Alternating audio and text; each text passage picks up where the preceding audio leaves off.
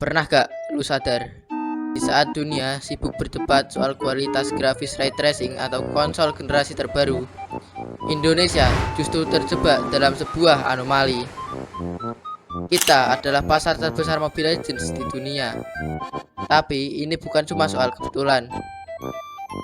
Ini bukan karena kita nggak mampu beli PC, tapi karena Monton melakukan sesuatu yang tidak berani dilakukan oleh developer lain. Mereka mengeksploitasi keterbatasan kita.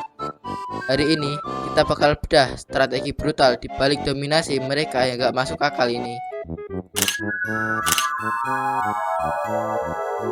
Kita balik lagi ke tahun 2016. Monton bukan perusahaan besar kayak Blizzard atau Valve. Mereka cuma studio kecil dari Cina yang punya ide berani. Mereka merilis Magic Rush dan akhirnya Mobile Legends. Tapi ada satu masalah besar.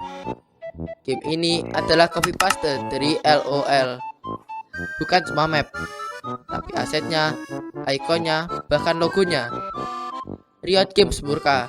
Mereka melayangkan gugatan hukum yang bikin Monton harus menarik gamenya dari Play Store. Tapi disinilah kecerdikan mereka. Monton cuma ganti judul dari Mobile Legends 5 versus 5 MOBA jadi Mobile Legends Bang Bang, lalu dirilis kembali. Mereka nggak peduli dianggap pencuri, karena mereka tahu penonton di Asia Tenggara nggak butuh originalitas, mereka cuma butuh akses. Sekarang mari bicara data.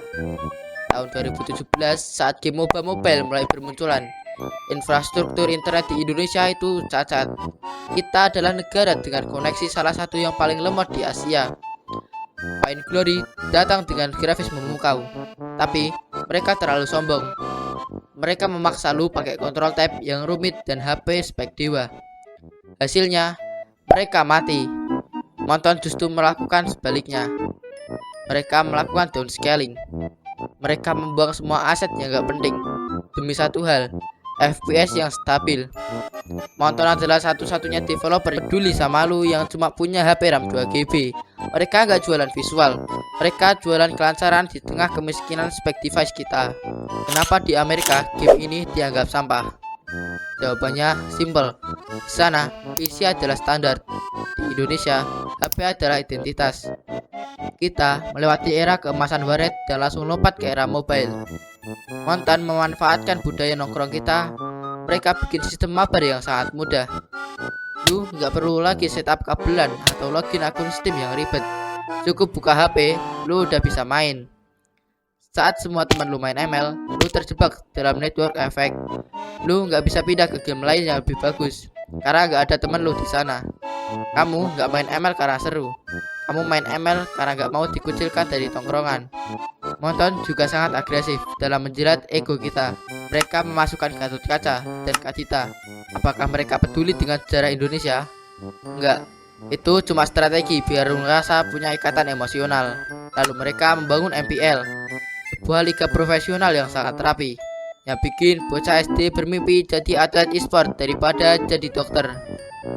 Monton gak cuma bikin game, mereka bikin industri. Mereka memastikan kalau lu kalah di rank, lu tetap bakal nonton turnamennya. Mereka menjerat lu dari segala arah, visual, kompetisi, hingga status sosial.